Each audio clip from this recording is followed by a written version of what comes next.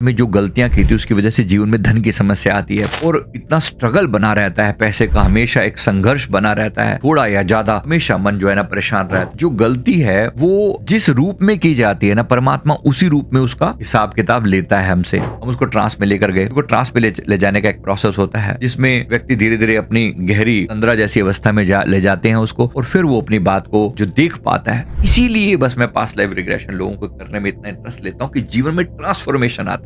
बंदे में अगर 180 डिग्री का चेंज ना आ जाए तो फिर बंदा कैसा? वो ट्रांसफॉर्मेशन जो घटित होता है वो बहुत बड़ी बात है, और ट्रांसफॉर्मेशन हो रहा है। बहुत लोगों के जीवन में इतना बड़ा डायनेमिक चेंज आया जैसे उन्होंने अपने देखा कि मैंने ये गलतियां की थी, तो गलती के प्रति अब जो अवेयरनेस आती है। अब मैं आपको जो बता रहा हूं इससे रिकवरी के उपाय बता रहा हूं।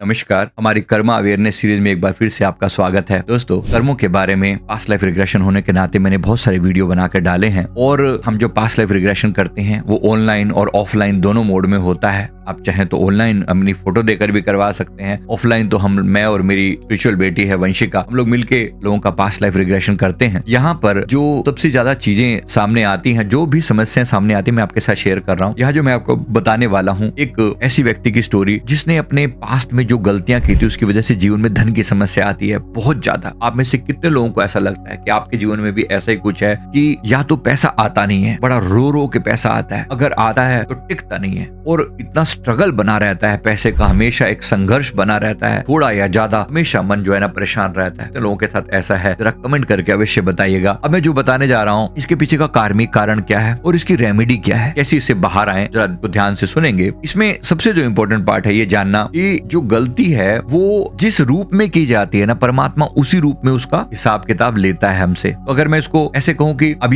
मैं जिस व्यक्ति की बात कर रहा हूँ उनका नाम रोहित, बदला हुआ नाम बता रहा हूँ, तो इन्होंने आकर मेरे से अपनी समस्या डिस्कस करी। उन्होंने कहा कि मैं जीवन में बहुत परेशान हूँ, मेरे धन की समस्या तो मेरे साथ है ही सही, कुछ छोटा सा बिजनेस चलाते हैं, मतलब शुरू से स्ट्रगल है। वो लोग किसी को भी पैसा दिए हुआ कभी वापस नहीं आता, और जो क्लाइंट जो उनसे उधार ले जाते हैं वो कभी लौटाते नहीं है।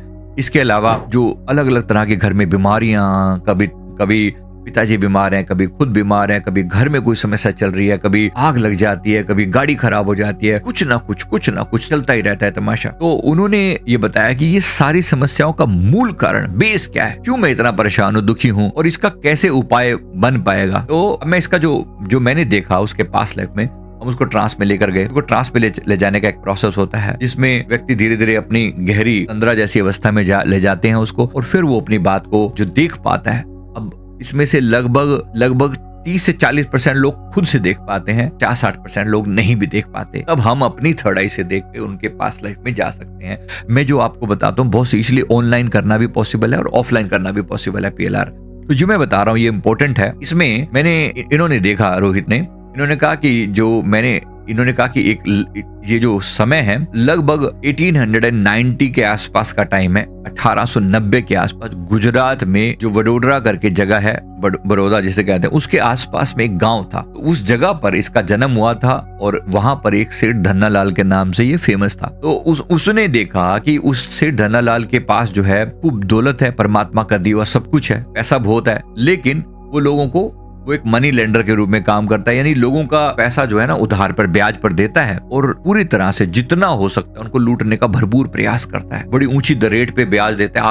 आजकल भी आपने देखा होगा बहुत से लोग ऐसे हैं जो ऊंची रेट पर जो है लोगों को ब्याज पे पैसा देते हैं। कहीं से लेने जाओ, कभी मजबूरी में कभी लेना पड़ जाए ना, तो लोग 10% तक महीने का ले लेते हैं। इतनी हालत खराब होती है कभी कभी, बहुत रिक्वेस्ट कर करके। हमें तो लोगों के चक्कर में जो है ना कहीं सबसे हम कनेक्टेड रहते हैं, किसी की कोई परेशानी तो लोगों को बताना पड़ता है भी ऐसे। यहाँ जो मैं आपको बता रहा हूँ, जो इस व्यक्ति का यही स्वभाव था कि लोगों को उधार पर पैसा देता था, लेकिन जब लेने का समय आता तो बिल्कुल उनकी आंतड़ियां निकाल लेता था, ऐसी हालत थी। मतलब इतना तकलीफ देता उनको कि पैसा अगर कोई नहीं लौटा पाए तो उसके घर परिवार को तंग करता, उसके गहने बेच देता, उसके जमीन, घर और गहने अपने नाम कर लिया करता, और अपने कई लोगों को तो उसने जेल तक भिजवा दिया, कई बच्चों को गुलामी में बेच दिया। तो वो कहता पैसा ही भगवान है, जो पैसा नहीं लौटा सकता उसे जीने का अधिकार नहीं है। फिर उसने, अब देखो, ये जीवन जिया, सेम समस्याएं जो उसने लोगों के जीवन में क्रिएट करी वो अब वो जीवन में पा रहा है। हर तरीके से ऐसा लगता है कि जीवन रुका हुआ है, ब्लॉक पड़ा हुआ है। भाई लोगों के जीवन को रोकोगे तो तुम्हारा जीवन कैसे चलता रहेगा? नहीं चलेगा ना। लोगों के जीवन को तुमने रोका, तुम्हारा जीवन कैसे चलता रहेगा? बहुत तकलीफ देगा। तो बहुत तकलीफ होती है हर तरीके से, हर तरीके से रुकावट है धन की। उसके बाद उसने देखा कि उसके बाद ये तो जीवन का वो हिस्सा जब शुरू में वो ठीक ठाक था, उसने देखा कि उसके मरने से पहले उसके बच्चे आपस में उसकी संपत्ति के लिए लड़ने लगे, घर में आग लगी और सब कुछ जल गया। बिल्कुल अकेला, निर्धन और तन्हा, ये उसकी मृत्यु का अंतिम दृश्य था।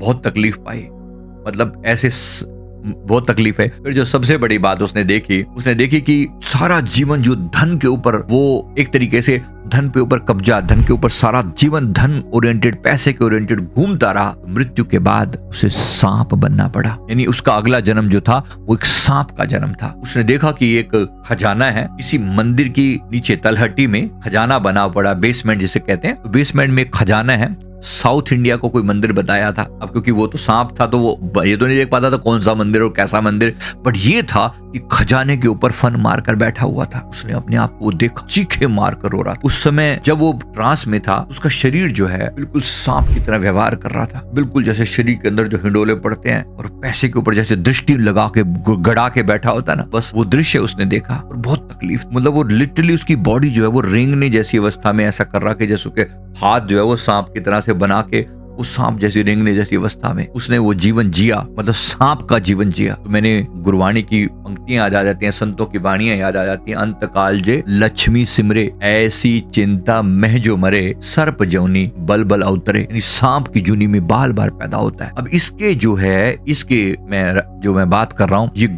इतनी हालत खराब थी इसकी, हम भी घबरा गए थे इसकी हालत देख के। मतलब ये सांप की तरह व्यवहार कर रहा है, इसका पूरा शरीर ऐसे ऐंठ रहा है। काफी देर तक हम इसको शांत करते रहे। हमने फिर दिव्य आत्माओं को बुलाया, भगवान शिव की एनर्जी को कॉल किया और इसको शांत किया, इसकी ऊर्जा को शांत किया। अच्छा, फिर जो है एक और फैक्ट पता लगा कि सांप की योनि से मुक्ति कैसे मिली। वो जो पिछला जन्म तो गरीबी, वो धन के लालच में मर गया, बच्चे जो है आपस में लड़ने लगे। और इस जीवन में उसके बाद जो सांप का जीवन जिया उसने कहा कि लगभग 3 साल का करीब वो जीवन था सांप का, और ज्यादा लंबे समय तक वो नहीं जीवित रहा। और उसके बाद जो अगला जन्म है वो किसी और मंदिर में भी हुआ, एक और सांप के रूप में। मतलब उसने सांप के रूप में अपने 2 जन्म देखे और उसमें वो एक लंबा जीवन जिया। और फिर उसके बाद जो है उसका ये जन्म हुआ। उसने वो भी समय भी देखा जहां पर उसको पास्ट लाइफ में, जहां पर वो सांप के योनि के बाद जब इस जीवन में उसे भेजा जा रहा था तो उसे बताया गया था कि तूने भगवान शिव की भक्ति करी थी किसी जीवन में, जिसकी वजह से तेरे को सिर्फ 2 बारी सांप बनाकर छोड़ के वापस इंसान का जन्म दे दिया गया। तूने भगवान शिव की भक्ति करी हुई थी पहले, और एक जीवन जो है भगवान से प्रॉमिस भी किया था कि मैं आपकी सेवा करना चाहता हूँ। ऐसा कुछ उसने भगवान से विनती की थी, प्रार्थना की थी। उन शुभ कर्मों के फलस्वरूप 2 जन्मों में ही उसका सांप का जीवन कटा और फिर इस जीवन में वो यहाँ पर आया। उसने कहा कि जब वो ट्रांस से बाहर आया तो लिटरली हाँफ रहा था, हालत बहुत ही खराब थी। बड़ी मुश्किल से उसे शांत किया, उसकी हीलिंग करी, उसे रिलैक्स किया। तो फिर जो बात क्लियरली पल्ले पड़ी, समझ में आई। अब उसकी आंखों में जो आंसू थे, जो पछतावा था, जो बहुत, उसने कहा कि मेरी आत्मा का सोल कॉन्ट्रैक्ट जो बना है, वास्तव में मुझे इस जीवन में केवल और केवल दूसरों की सेवा करनी है। जो मैंने गरीबों को सताया, जो मैंने लोगों को पैसा उधार दिया, मैं उसकी सजा पा रहा हूं। अभी तक जो मैं इसको सजा समझ रहा था, अब मुझे लगता है कि मेरी अवेकनिंग का समय है। क्योंकि बात को समझना, आप भी बात केवल इतनी सी नहीं है कि आप जो है वो व्यक्ति इस समय सजा पा रहा है, बल्कि उसको ये भी है कि इस सबक सुधरना है और उन लोगों के लिए काम करना है जो एक्चुअली इस तरह की उधारी लेकर जो फंस जाते हैं, उनको उस चंगुल से मुक्त कराना है। इस बात को सुनने के बाद रोहित के अंदर बहुत सारे, उसने कहा कि मेरे 1 महीने के अंदर अंदर मेरा पूरा जीवन बदल गया, पूरा जीवन चेंज हो गया। अब मैं वो नहीं हूं। वो पूरा का पूरा भाव जो एकदम था, काम तो करता है अभी भी, लेकिन बड़े प्यार से, सम्मान पूर्वक। देखो, जिसने अब अपने आप को उस अवस्था में देखा, सोचो सांप के रूप में अपने आप को देखना कितना भयानक रहा होगा। पड़ा हुआ है गंदगी में नीचे, कौन को उसको संभालने आ रहा है? कहाँ ये इंसान का सुंदर जन्म और कहाँ एक सांप के रूप में जीना। सोच के देखो ना क्या हालत रही होगी। तो अंत में जो कंक्लूजन निकला, फिर उसने कहा कि मैं धन्यवाद देता हूँ भगवान शिव का, बहुत शुक्राना किया उसने कहा कि मैं धन्यवाद देता हूँ कि मैंने पता नहीं कितनी तकलीफ लोगों को दी थी, उसके मुकाबले में मेरी तकलीफ अभी फिर भी कम है। इसलिए इसके साथ साथ जो है उसके जीवन में अब जो है कोई भरोसा परमात्मा पर पैदा हुआ पास्ट लाइफ रिग्रेशन करवाने के बाद। इसीलिए बस मैं पास्ट लाइफ रिग्रेशन लोगों को करने में इतना इंटरेस्ट लेता हूँ कि जीवन में ट्रांसफॉर्मेशन आता है। बंदे में अगर 180 डिग्री का चेंज ना आ जाए तो फिर बंदा कैसा, फिर पेलर क्या किया, डेफिनेटली चेंज आता है। ये जो चीज है जिस वजह से मैंने इस चीज को चुना है, वो ट्रांसफॉर्मेशन जो घटित होता है वो बहुत बड़ी बात है। और ट्रांसफॉर्मेशन हो रहा है, बहुत लोगों के जीवन में इतना बड़ा डायनेमिक चेंज आया। जैसे उन्होंने अपने देखा कि मैंने ये गलतियां की थी, तो गलती के प्रति अब जो अवेयरनेस आती है, अब मैं आपको जो बता रहा हूँ इससे रिकवरी के उपाय बता रहा हूँ। मैं आपको जो बता रहा हूँ, सबसे पहली बात तो उस हीलिंग प्रोसेस में बता रहा हूँ हमने क्या करवाया। हमने उसको फॉरगिवनेस और रिलीज प्रार्थना करवाई। जब वो ट्रांस में था, उस वक्त तो वो नहीं, उस अवस्था में था, तो हमने उस समय भी उसको माफ करने को बोला कि इन सब के प्रति अब दिल से माफी मांगो।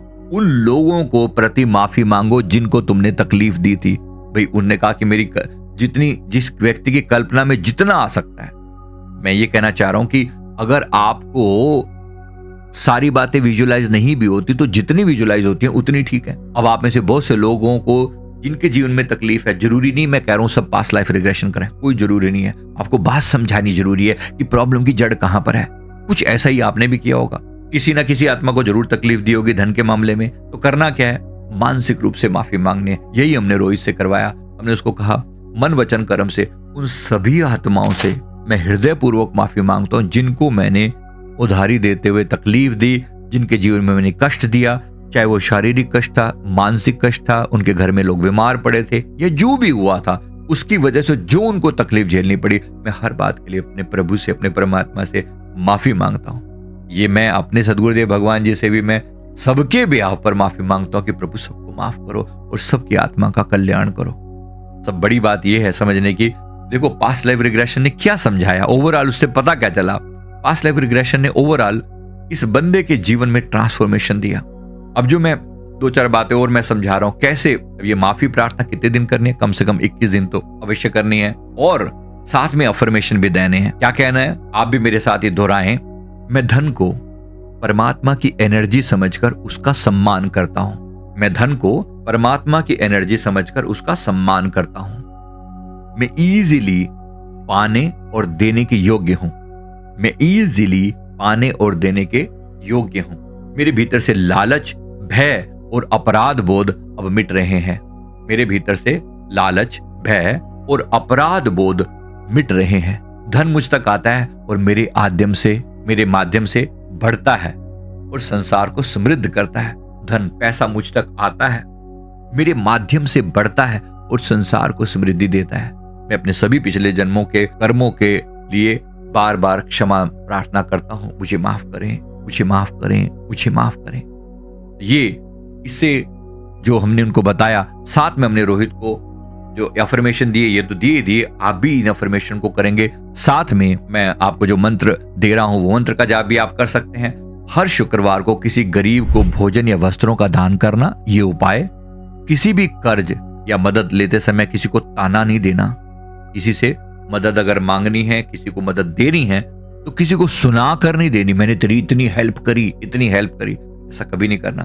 किसी विद्यार्थी की फीस या उसको फीस भरें या उसकी किताबें गिफ्ट करें। ये बेसिक कर्म शुद्धि के उपाय हैं जो आपको बता रहा हूं। साथ में जो मंत्र है मैं आपको बता रहा हूं। ओम महालक्ष्मी नमो नमः, ओम विष्णु प्रियाय नमो नमः, ओम धन प्रदाय नमो नमः, ओम विश्व जनन्ये नमो नमः। ओम महालक्ष्मी नमो नमः, ओम विष्णु प्रियाय नमो नमः, ओम धन प्रदाय नमो नमः, ओम विश्व जनन्ये नमो नमः। माँ से माफी मांग के फिर मांगना। माता लक्ष्मी भी देखो कोई नाराज नहीं होती किसी पर भी, माँ है वो, लेकिन नाराजगी किस बात की? नाराजगी सिर्फ आपके कर्मों की है। जिसने जो कर्म कर रखे हैं उसके हिसाब से कोई ना कोई उसके जीवन में जो भी समस्या आएंगी, उसको इसी प्रकार से माता से माफी भी मांगी कि मेरे पुराने कर्मों के लिए मुझे माफ कर दीजिए, और इस मंत्र का प्रभाव जो है फिर आपको देखने को मिलेगा। तो इस बात को आप समझदार हैं, समझ लेंगे इस बात को। तो माँ से ये प्रार्थना भी अवश्य करें, मेरे भीतर का लोभ दूर कीजिए, मुझे ऐसा मन दे कि मैं समृद्धि का माध्यम बन सकूं, मुझे ऐसा मन दे कि मैं समृद्धि का माध्यम बन सकूं, मेरे द्वारा लोगों तक पैसा पहुंचे, मैं ये दान अपने और पूर्व जन्मों के जो पाप किए हुए हैं उनकी मुक्ति के लिए मैं ये दान कर रहा हूं। अगर दान भी देना है तो प्यार से रिस्पेक्टफुली देना है, और जो जिसको दिया जा रहा है उसका भी धन्यवाद करना है, क्योंकि वो दान लेकर आप पर एहसान कर रहा है। तो ये मैं जो बता रहा हूं, आप समझदार हैं इस बात को। मेरे ख्याल से कुछ महीनों उसने ये करीब साधना जारी रखी है, और गरीबी का जो उनके ऊपर जो दंश पड़ा हुआ था, जो तकलीफ थी, वो बहुत कम हो गई है। उसने कहा कि उसके बाद से चीजें मूव करनी शुरू हो गई हैं, माफी मांगते हुए उसका जो काम है वो बेटर हो रहा है, धन आने के साधन बढ़े हैं। ये जाप ओम महालक्ष्मी नमो नमः जो मैंने कहा, तो ये जो मैं आपको निवेदन कर रहा हूं आप भी कर सकते हैं, जरूर करें। अपने पुराने कर्मों से बाहर आए, अफर्मेशन भी अपने आप को दें, कुछ थोड़ा बहुत जो पैसा आए उसमें से कुछ हिस्सा दान भी करें, और माफी प्रार्थना भी करें, जरूर कर्मों से माफी मिलेगी। अगर आप परेशान हैं, वास्तव में PLR करवाना चाहते हैं, तो हमारी टीम को अप्रोच कर सकते हैं। अगर आपको अपना पर्सनली कुछ करना है तो, अन्यथा जो मैंने बताया ये सफिशिएंट है। अगर आप समझ में आए तो जरूर ये उपाय करेंगे। धन प्राप्ति के लिए श्रीम ब्रीजी मंत्र भी मैंने दिया हुआ है, हमारे YouTube चैनल पर दिया हुआ है, आप जरूर कर सकते हैं। बहुत लाभकारी है, बहुत फायदा होगा। मैं उम्मीद करता हूँ सभी लोग आप हमारी क्लासेस ज्वाइन कर सकते हैं। धन महालक्ष्मी अट्यूनमेंट के नाम से एक अट्यूनमेंट होती है, जरूर करें, ताकि आप उसके बाद ये मंत्र आपके लिए और शक्तिशाली रूप से काम करना शुरू कर दें। वीडियो अच्छा लगे तो लाइक जरूर कर दें, कमेंट करें, चैनल को जरूर सब्सक्राइब कर लें। थैंक यू वेरी मच, धन्यवाद, नमस्कार। हमारी